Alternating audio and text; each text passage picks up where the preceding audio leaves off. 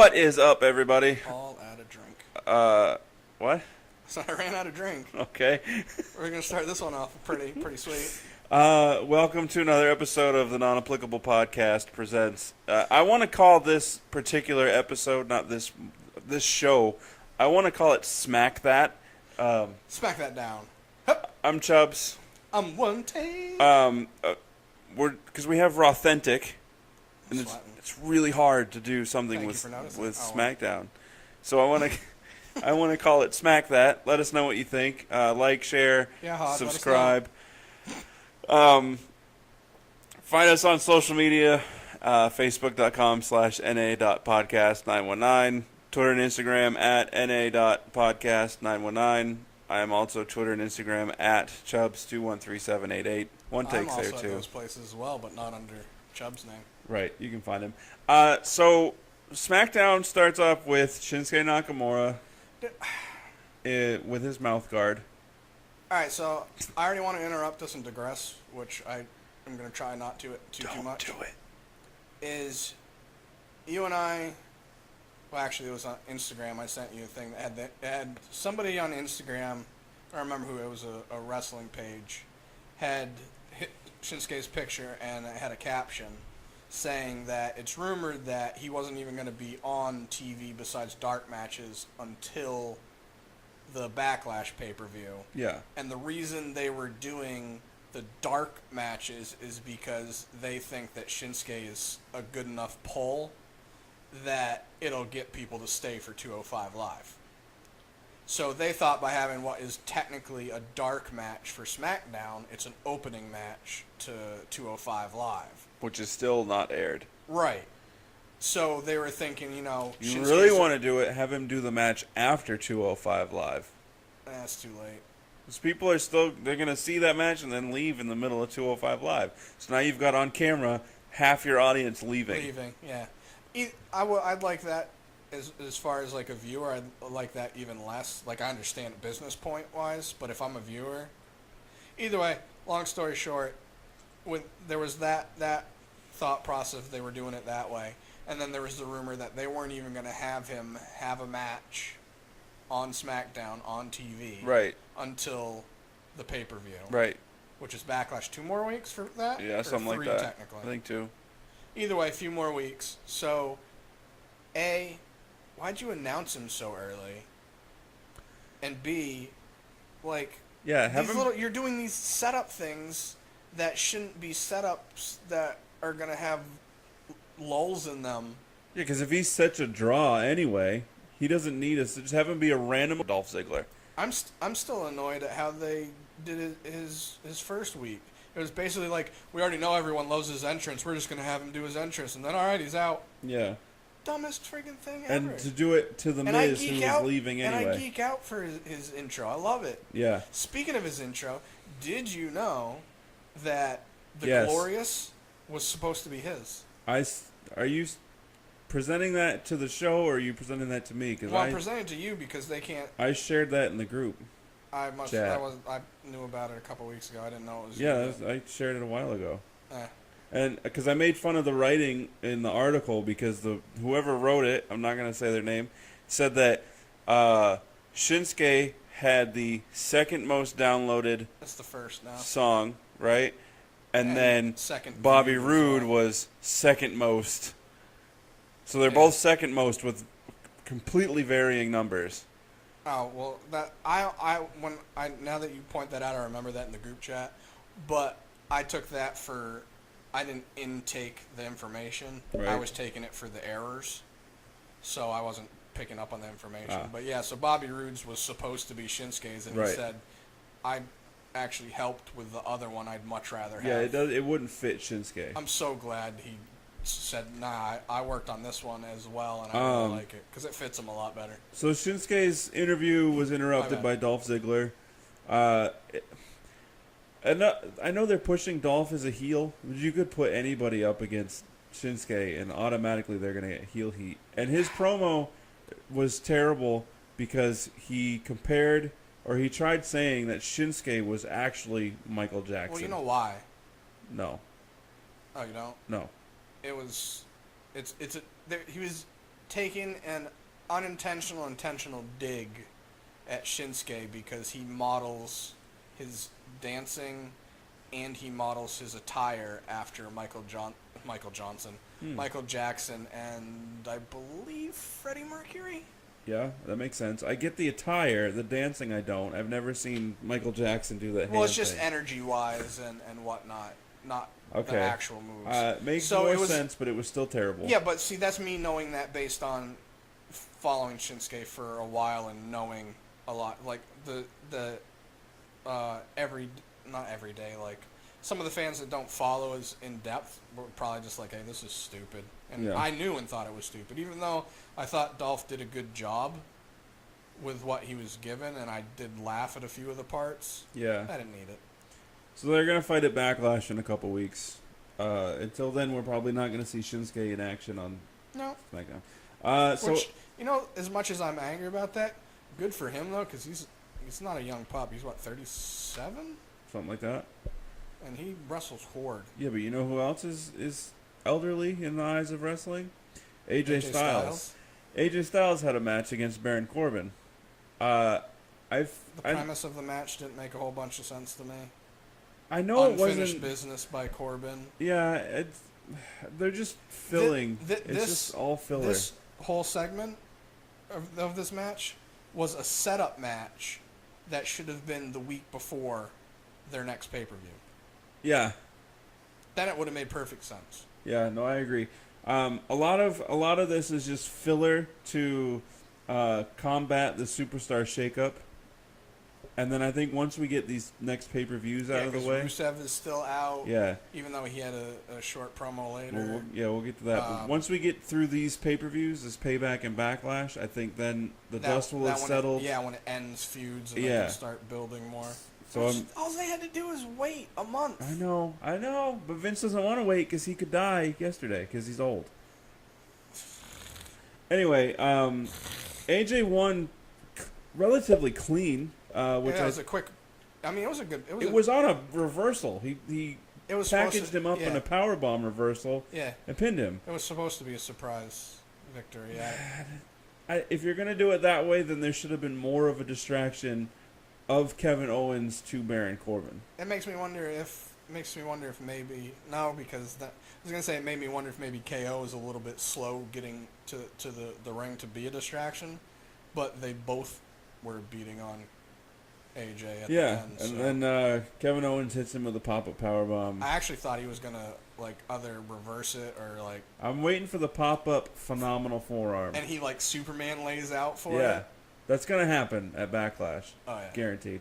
I guarantee it. So we had a number one contenders tag team beat the clock challenge. Oh yay! I'll tell you one thing that I do not like is if you're gonna add a new match, which they've done this before. Yeah, I don't like having to read new rules to a match okay. that don't make sense anyways. Why they tried breaking it down like it was like the NBA when they have a new breakdown of a rule. Right, or They when tried- they go, and NFL goes into overtime. Yeah, they tried breaking it down in bullet points. So it's literally like, hey, we've got a match, it's being timed.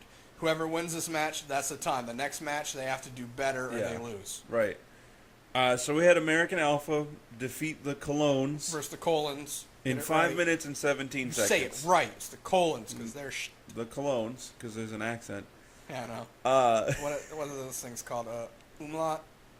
I don't know. I used to know. I actually know that the umlaut might be the. I only know Russian. them in French.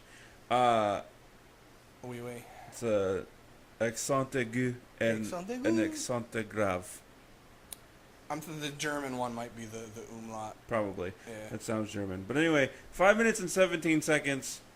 Okay. You figure for a tag match that that's probably as fast as it's going to get. But no. Buckle up for this one. Oh, mon frere.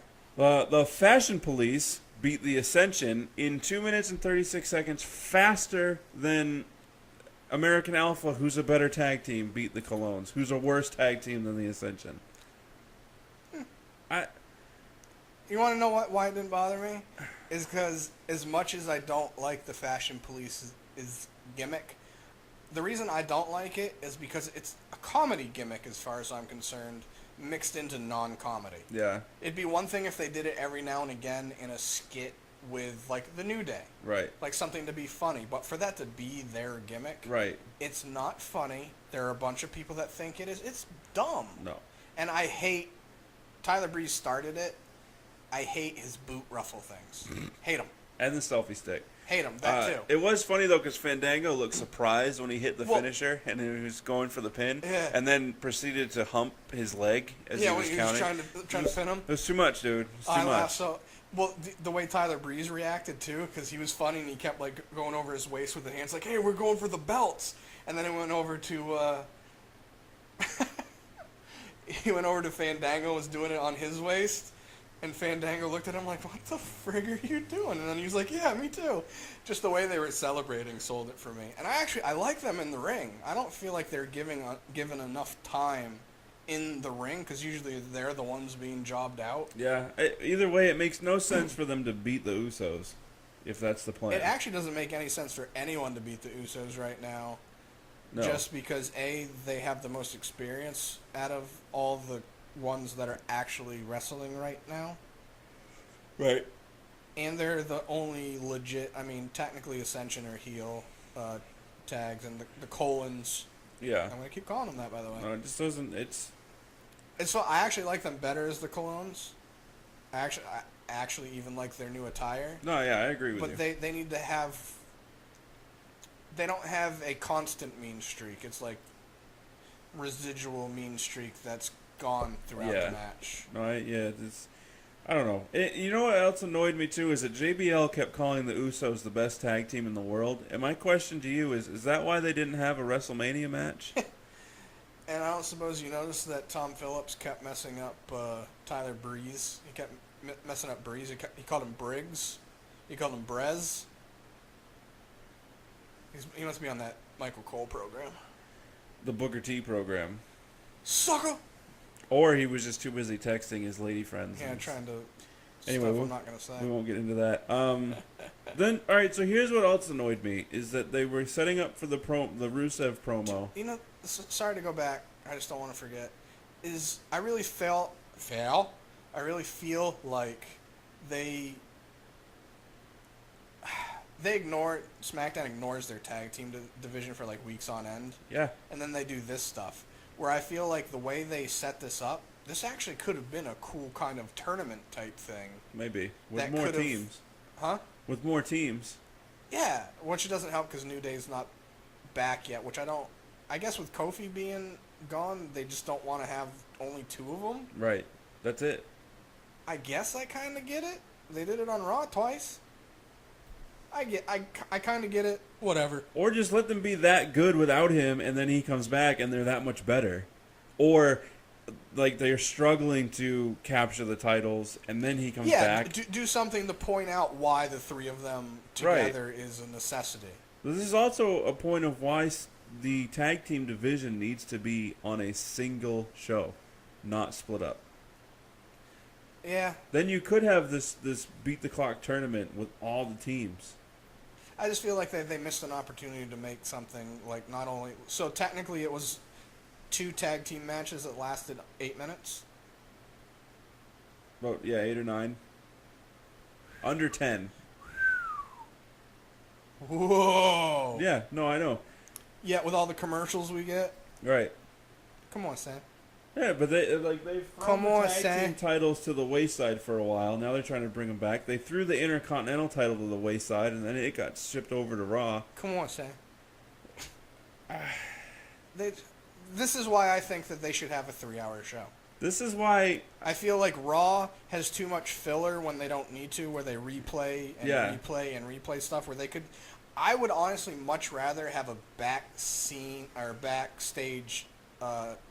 promo or something opposed to you replaying the same thing over and over, because not only does it take me out of the show, it pisses me off. See, SmackDown needs to be... Either SmackDown needs to be 3 hours and Raw needs to be 2 hours, or you just need to switch writing crews, because the writing crew that Raw has is built for a 2-hour show, and the writing crew that SmackDown has is built for a 3-hour show. Switch them. You're telling me that because Tuesdays after SmackDown is Crisley Knows Best, right? Yeah. You're telling me that show can't be half an hour late? Like, there are people, like, I'm not going to say that there aren't people that tune in for that show and that's what they're looking forward to. Is that... Oh, no, not anymore. It's the American Ninja Warrior Team that's Challenge. Right. Yeah, so that show definitely can be pushed back a half an hour. Yeah, because it's not... I'm just feeling like even if you added an extra half an hour to SmackDown, it would add so much more where instead of having these rushed matches...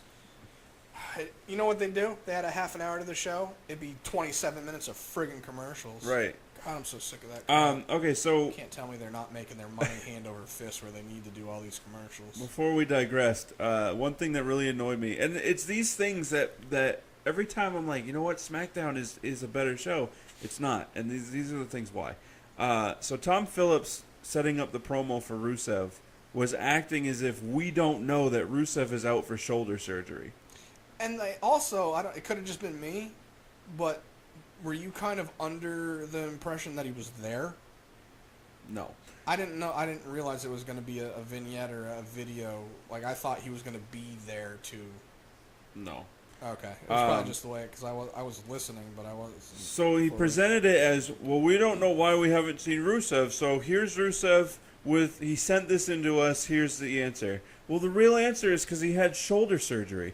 We all know this. Anybody that watches wrestling regularly... Well, you remember the match that, well, him and Jinder, I believe technically had with Big Show?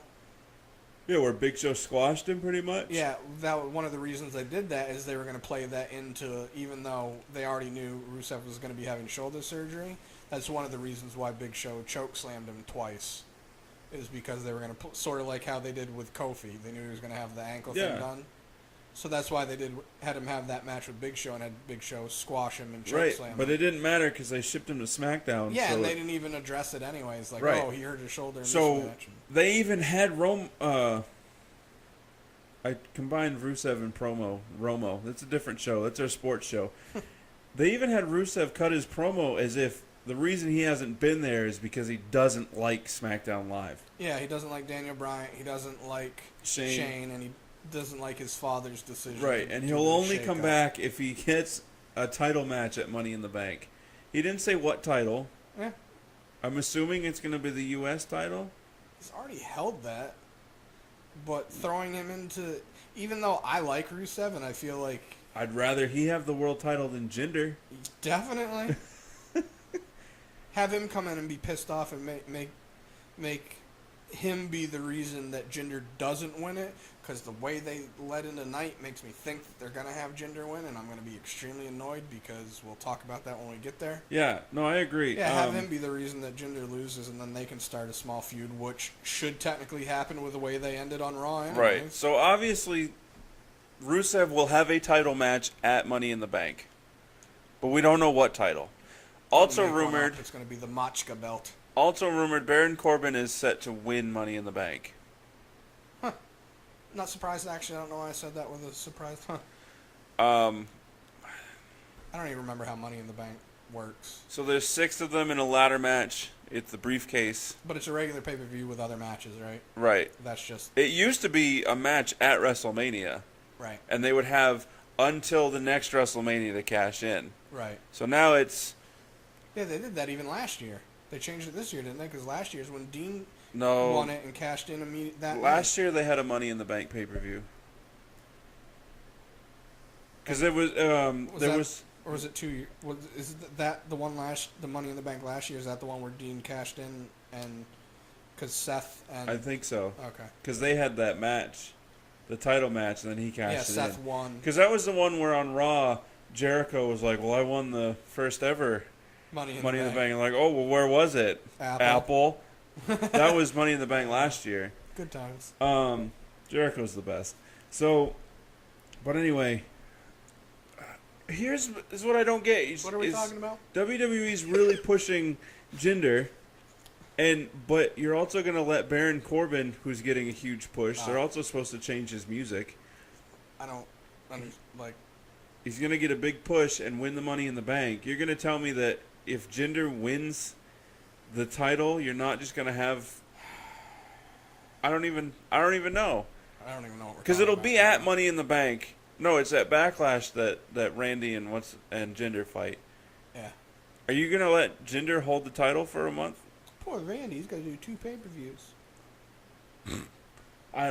Either way, it doesn't make sense.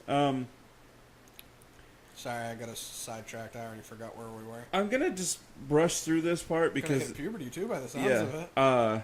today's the day. Good for you. It's been a long time coming. I'm just gonna brush through this At part least you got a beard. because I don't really want to have to talk about it. Oh, good. So I'll digress just to piss you off. Then. Probably. So Becky Lynch had an interview. Oh, okay. This is what I didn't get. Natalia interrupts the interview. Right. This is what I did not get. Natalia interrupts the interview as Becky's answering the question of, how do you feel about Charlotte and everything.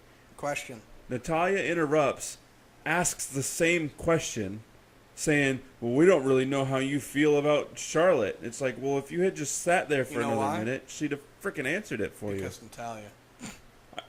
I'm so done with the women division on SmackDown. I have a question for you. Yeah.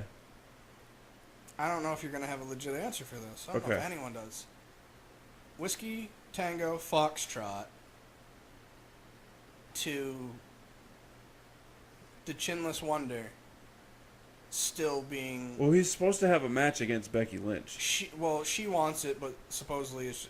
I actually wish they do more intergender stuff. And I say that just based on some of the independent matches I've seen. Right. Gorgano from DIY. Yeah. Dude, he's had some crazy mixed matches. But this is the problem, is that they're not... James Ellsworth will not be on the offensive in that match whatsoever. He can't. WWE won't allow it because it would be too much like spousal abuse. Which So you're just going to have him job out to Becky? I get that the match isn't going to happen. No, so here's my thing. Like, when James was first around, I don't want to say I was okay with it because I knew what his purpose was. And then he became popular, and it was what's the word I'm looking for? They were using him as it was basically a money grab because he was so popular. And now it's annoying. It's a waste of a person. It's a waste of somebody else's talking time. Well, I mean, you can thank the WWE Universe for that because... I blame them for a lot, but that's besides the point. He's not adding anything. It's not like anytime he's done anything with Carmella, like remember when they were up in the box seats during he just repeats what she says. It's nothing he adds is entertaining at this point. It's just a mockery and a nuisance and obnoxious. Yeah. Which isn't entertaining. It'd be one thing if I was like, oh, that was obnoxious but hilarious and entertaining. It's not. Right. He's basically, for the most part, another catty chick on the roster with chin hair. Is it really chin hair if you don't have a chin to grow it on? Neck hair. It's just long nose hair. Yeah, no, I mean, I agree with you. I say that because I don't remember what he said during all of this, but he basically said if you're not with us, you're against us. He repeated what Carmella said. I didn't hear what she said. That's probably... If you're not with us, you're against us. Oh, okay. And then Becky stared him down. So they're just going to change his name to Echo? Apparently. Either way, I agree with you. Stupid, Natalia. These are the things where their writing makes no sense, where you literally... But these are professional writers, well, and they write out this script where, okay, well, we're going to have Natalia interrupt this interview and ask the question that was going to be answered and say anyways. to Becky, well, we don't know what your stance is, when she's in the middle of giving the stance. Right. Well, my other thing with that is, did they read the stuff after they read? This had to be approved. Yeah. You know, hey guys, check this out. I meant it as a joke. Vince probably feels about the SmackDown Women's Division like we do, and so they write it, and then they hand it to him, and he goes, "That's great," and just sends it back to them. He just reads Women's Division script and goes, "Done." Yeah. All right. So what I was gonna say, I just remembered, is I feel with like writing like this that gets approved. I don't use these words lightly because a lot of people do. I feel like it's demeaning as a viewer. I feel like they're undermining my intelligence. Yeah. which I don't like. I am not a genius by any means, but I'm also not a batard. To where, like I was saying about Raw on that episode, if you haven't watched it, go watch it, is that I don't like seeing the same exact thing in the same show. Right. Like, I literally counted for the Braun match and him pushing the dumpster. I counted, before I stopped and they showed it more, 10 times that Yeah. they showed that after it happened. Not right after, but throughout after the next commercial break. They just kept showing it while they were talking, the same part over and over. Yeah. That doesn't get me into what I'm watching. That doesn't sell your point. No, that makes me want to change the channel. It annoys me. It literally makes me think that you're saying you're too stupid to know what's going on, so I'm going to keep showing it to you until you know what's going on. Right. The same with when they come back from commercial and they say, well, let's take a look at what happened before we went to commercial. We're going to ignore completely what happened during commercial that you didn't see. Right. You know, so... But you dum-dums, you got to see this part yeah. again. All right, so to that point, because we were kind of talking about this in group chat, excuse me, earlier, is I've been noticing more so is what they used to do is you know when they're going to commercial based on what they say anyways. Yep. Excuse me. So you know when they're going to commercial. And obviously the refs have their earpieces in, so they know when they're going to commercial. Therefore, the wrestlers know when they're going to commercial. So if you're actually at the show, usually it's just them in the ring screwing off. Like they're not being aggressive or attacking. They're just kind of, cat and dog in it. Yeah. They're not doing that anymore. They go to commercial. You know they're going to commercial. They come back, and it's a completely opposite outcome or part of the match than what it was when you left. See, but I remember them doing that a lot. I remember them going to commercial and then coming back and you being like, all right, they're definitely, they were outside the ring, they're in it now, but they were just kind of like locked up. Right, and whoever was on the offensive before commercial I've noticed is on it the more defensive so after since before the shakeup when they had, I don't remember how many people were in the match, but AJ and Bray were outside the ring when they came back from commercial, and Bray was on a table, and AJ did a splash to try to break the table. The table didn't break, so he did it again. There was so much stuff that happened during commercial to get there that they didn't show us. Right. I don't get it. Like, it's just progressively gotten worse. We'll get to that. I kind of in one of the matches that made me angry about that. So anyway, yeah. Sorry. Randy Orton versus Eric Rowan. No, this is the match. No disqualification match. Randy Orton.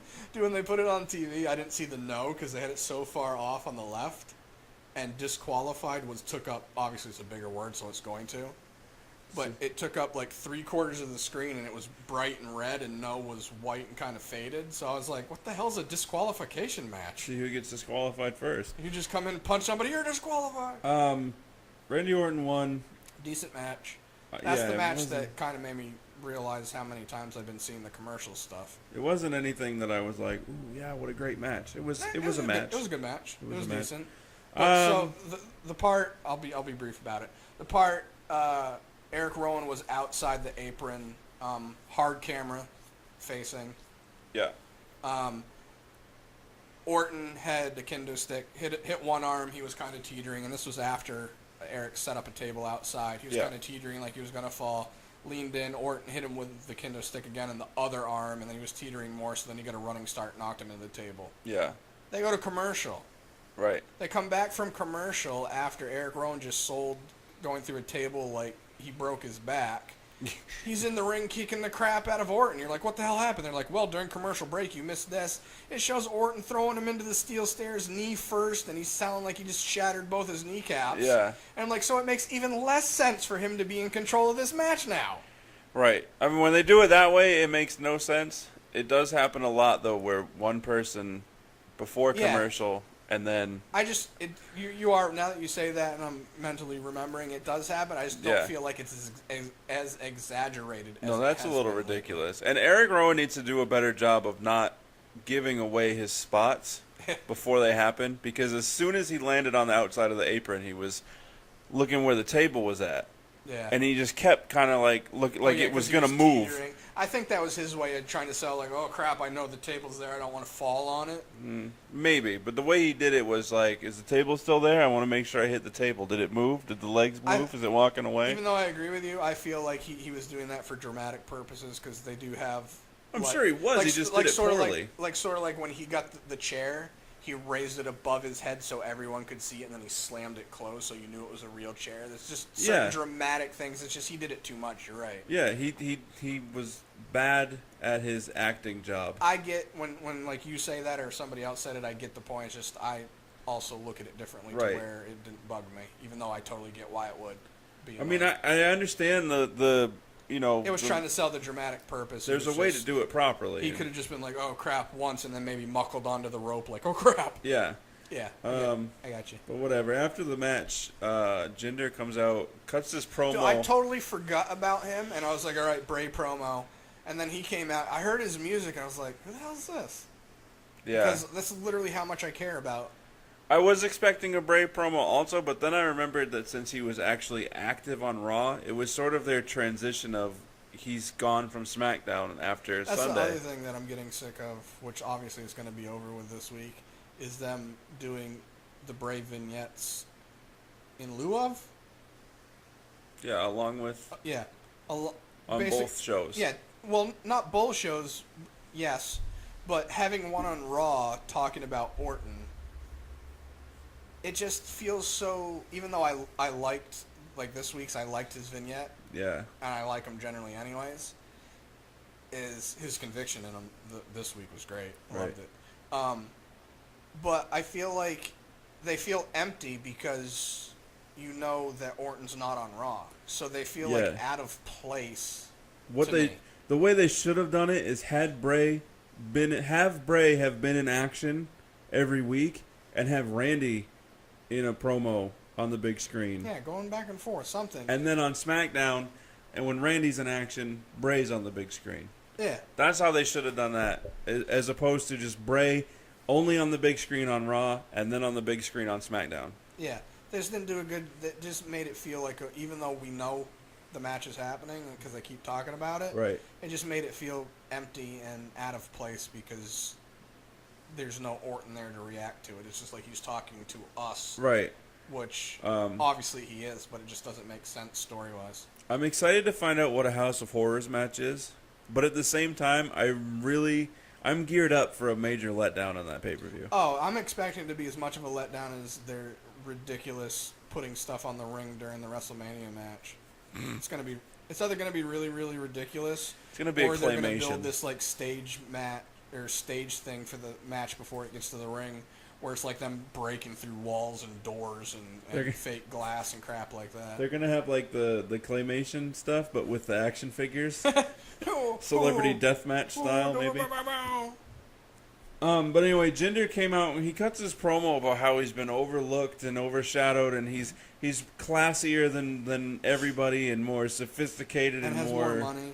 Yeah. Why are who cares? I feel like WWE just randomly puts stuff into character models and expects you to just go along with it and not question it. Right. It's not like he's going to be the Indian Ted DiBiase. Yeah, so all of a sudden he's rich and we haven't known about it until now? I will say this. If what he said made more sense for his promo, it was a decent promo. He was well-spoken. He didn't stutter stammer. He got through it really well. It's just what he said was dumb. I mean, he's better than Roman on the mic. I'll give him that. More conviction. But here's the problem, and we've talked about this. When he said, now I'm going to speak in my language, I was like, Canadian? Right. I was going to say A and a boot. Here's the problem: is that he talked about having more class and all that other stuff, and then what happens? Sophisticated. Yeah, what happens is he steals the title. Well, and he's how more classy is that? He's more sophisticated and classy, and he interrupts somebody. Right. And I said this in group chat, I believe, to you and Bebub. I could have said it to you before we started recording. Here's my thing. I understand, like when he won the #1 contendership. Ugh. When it first happened, I was like, didn't see that coming. I'm cool with not seeing something coming. But then once my brain went, it's Jinder Mahal. He hasn't won a singles match, and I could be wrong. I didn't double check this. I'm pretty sure I read that he has not won a singles match, which obviously it's pre-scripted, so it's not a detriment to his character. Right. But he hasn't won a singles match, since 2015. And not saying that doesn't mean somebody can't be, bang, all of a sudden get a push. But it's not like you watch his matches. Like, even that match, the number 1 contendership last week, it's not like his portions of the match I was like, wow, he was really good. Yeah. Not only is his finisher a complete snoozer to me, because it should be a setup for something, not just a weird underhook, choke, slammy, whatever the hell he calls it. Yeah. He doesn't do anything spectacular in the ring. He does a good enough job with his promos, like I said, because he speaks with conviction, even though some of the stuff he says is just contradictory to what he's doing and what he's saying. Right. He says it with conviction. He does good promo-wise, even if you're like, bro, hypocrite much. So I'm okay with that. But in the ring, like, if it was somebody that won it and you didn't expect them to, but you're like, I totally didn't expect that. That's awesome. This guy needs a push. Not him. No. All right. Now, with that being said, business point. I understand that they're doing it because India has, from what I read, the highest social media presence in the WWE. So they're basically trying to throw... Per capita. Yeah. Like, just so that everything's on a level playing field. Right. Because they have the most people. Right. But either way, so they're the most active. They have a lot of numbers for, viewership and social media stuff. So WWE wants to, throw them a appreciation bone. So my thought is, so you're going to say that you want to throw the Indian people a bone, and your way of doing it is not only having one Indian man be a heel, Yeah. you're going to have 3 be a heel, Right. and they're thieves. Right. Nothing says, hey, Aladdin I was a relate thief, to though. this. Like, the anti-American thing makes sense because... Aladdin was a thief. Well, yeah. But it's different because he was poor, so he was... But he was can thieving show you for- the world. Huh? He can show you the world. You can Another try. thing with how rich Jinder Mahal is, he had a rented limousine. Why wouldn't he have his own? Yeah, and it's not like, what's his name on 205 Live there? I can't remember, the Saudi guy. Oh, Singh? No, Davari? Yeah. Nari Davari? Yeah. Nari? I don't know. It's Either way, Davari. He's always been portrayed as having money and wealth, and yet when he came in, it was in a crappy Corvette. Right. But either way, it's just like they're just How like, crappy, like all of a sudden 90s? we need to portray Jinder as being wealthy. How crappy of a Corvette? Like 90s? It wasn't a new one, and it was yellow, Ugh. right? Yeah. So anyways, my whole thing is like literally in Vince's or creative's eyes, there's like, you want to know how we can get the Indian people to relate to Jinder? Anti-American makes sense. Not really. There's a large population of Indian people in the United States. Well, yeah, there is, but the people in India that are watching, a lot of them are going to be like, screw America, they're always butting in and Maybe, blah, blah, blah. but there's also a lot of wealthy people in India that could give a crap about what America's doing. Yeah. Well, either way, so my whole thought is like, so you're going to go anti-American, which would make more sense if it wasn't done... Like, they're making it sound like it's a new thing. Yeah. I remember watching wrestling in the 80s, and even seeing footage from before then, and they've always had an anti-American. Iron Sheik. Yeah, Iron Sheik. They always, like, had a Soviet. Yeah. It's always been going. So, I don't want to say it's boring, because if it's done right, it's good. But they already have Machka.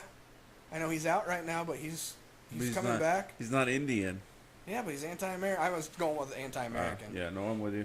Kevin Owens is the only one that's doing a good job of being anti-American while being the face of America and making fun of everyone and being new and True, but calling Americans fat and lazy while you're rotund, vastly out gutted. of shape. Yeah. Well, you can see his arms. You can tell that he lifts. Beer. No, he doesn't drink beer. No, Jericho doesn't drink beer. You He can't drinks, tell though. me. He You drinks, can't though. tell me that KO doesn't have just like a case of Labatt Blue in the locker room. I don't know. Molson Ice. He'll tell you that his diet's awful though. I'm Kevin sure Owens. I'm sure he lives for poutine. Poutine. Yeah. Poutine. Oh yeah. Fries with gravy. He probably gets the I was gonna say the etouffee version, but no, he gets extra duck fat in his. Yeah. So anyway, Jinder, Mahal, and then the now referred to as the Singh brothers, formerly the Bollywood boys. I didn't really see too much of them in NXT because they were never on any of the episodes I watched. They weren't heels. This is very random that they are just all of a sudden heels. Because they were like, oh, we're just a couple of Bollywood guys who are having fun. Yeah, and here's the other thing. If you're going to make them the Singh brothers, you got to let Tom Phillips remember not to call them... The Bollywood Unless boys? they were just doing it so people would be like, oh, that's why they look familiar. Maybe. I don't know. Either way, they beat up... They stole the belt. Beat up Orton, stole the belt, rolled off in a rented limousine. But the ref got a nice fancy watch, so... Did he? You didn't see that? No. I think it was Jinder lost his watch setting up, and the ref picked it up because it was like right under Orton's shoulder, so he picked it up and was holding on to it. I'd keep it.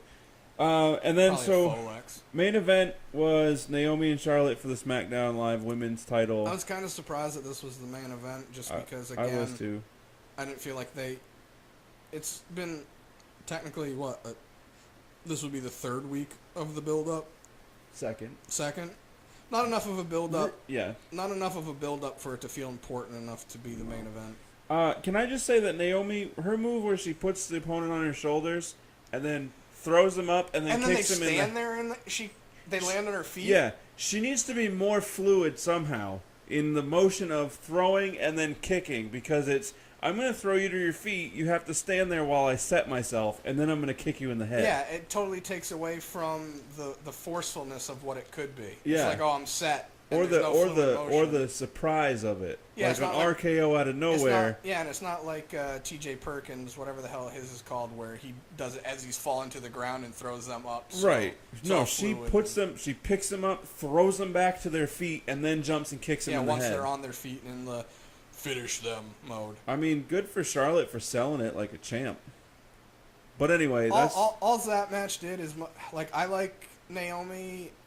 I think she is decent, but the last two matches she said with Charlotte has just showed her inefficiencies in the ring. Yeah, no, I agree. I think she's going to lose at Backlash, and Charlotte's going to hold the title for a long time. You know what they could do if they were smart, which they might not be. Because I say might not be. Right. Is they wrongfully terminated Charlotte's winning streak for pay-per-views. Yeah. She's on a new show, Brand Split. Start it over. Do it right.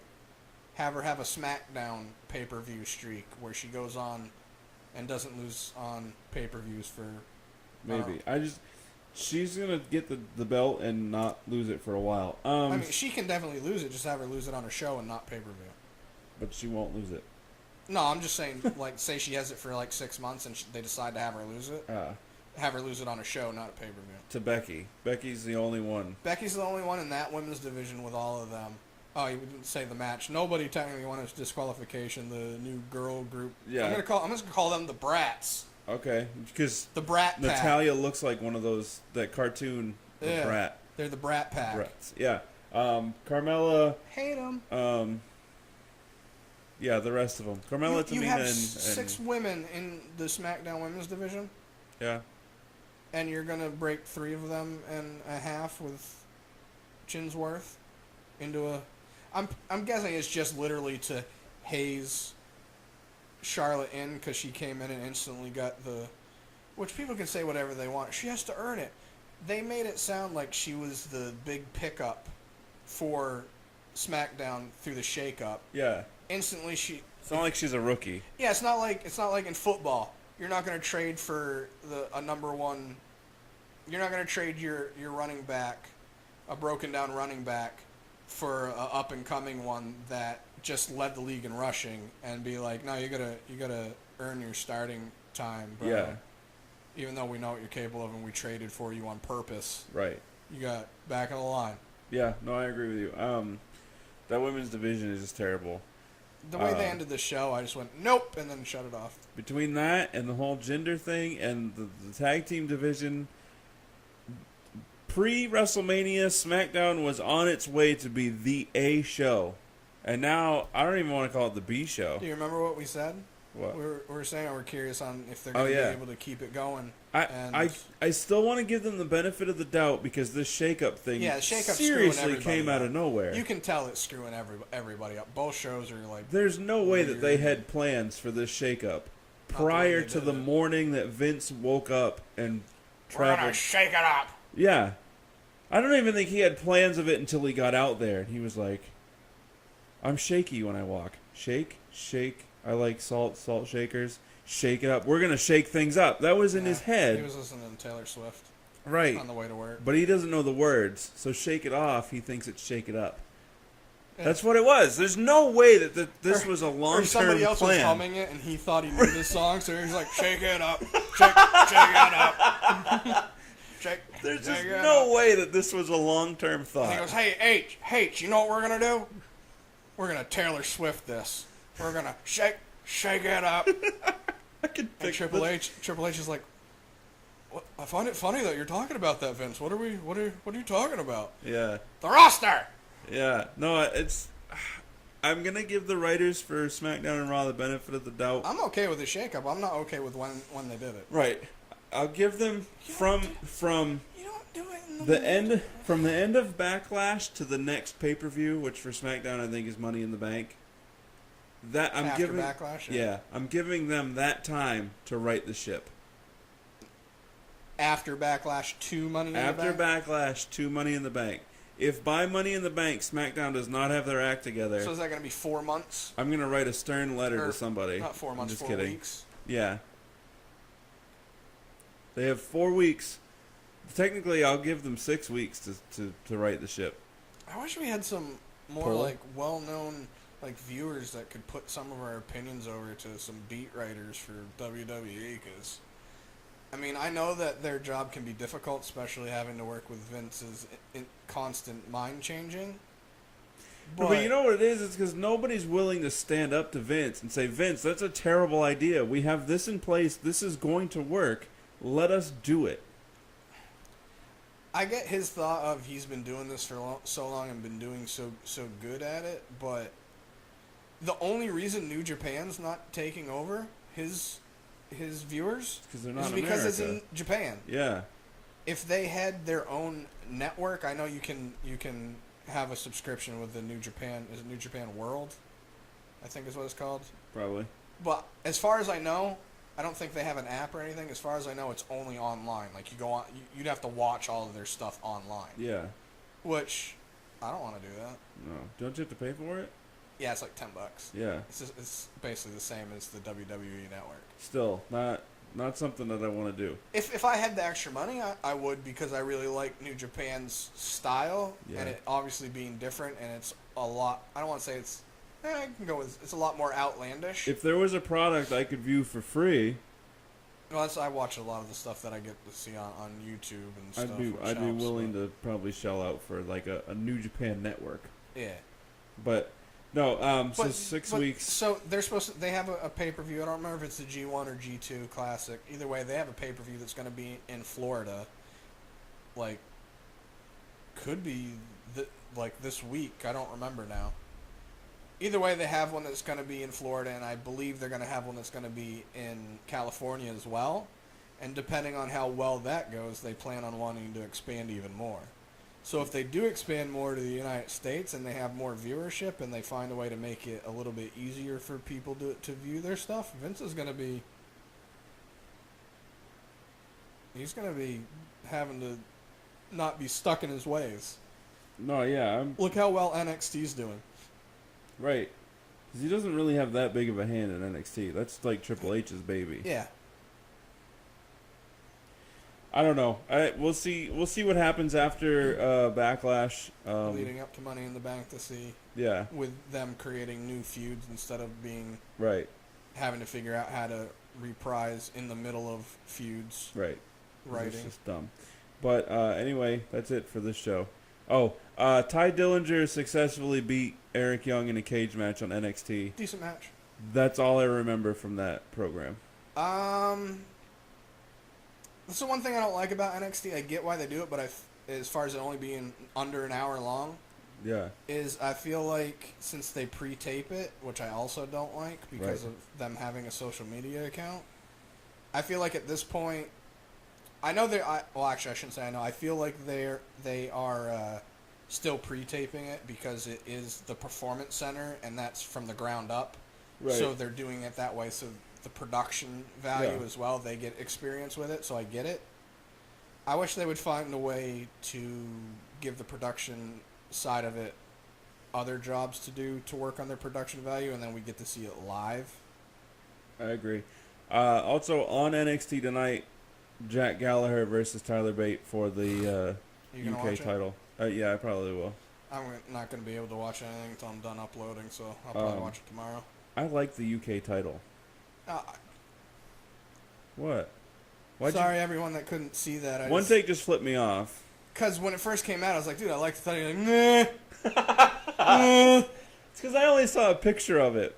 Now that I saw it, Tyler Bate was holding it on NXT It's last badass week. looking. It's Yeah. vintage. It's mean looking. It looks like a championship belt. Yeah, I agree. It doesn't look like you just won it out of a 25-cent thing and opened up a plastic. Right, like the tag team titles. Yeah. Which they're supposed to be changing, hopefully soon.